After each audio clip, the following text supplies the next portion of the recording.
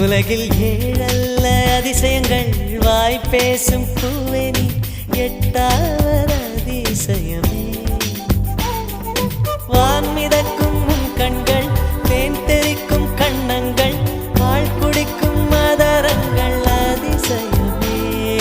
நங்கை கொண்ட விரல்கள் அதிசயமே.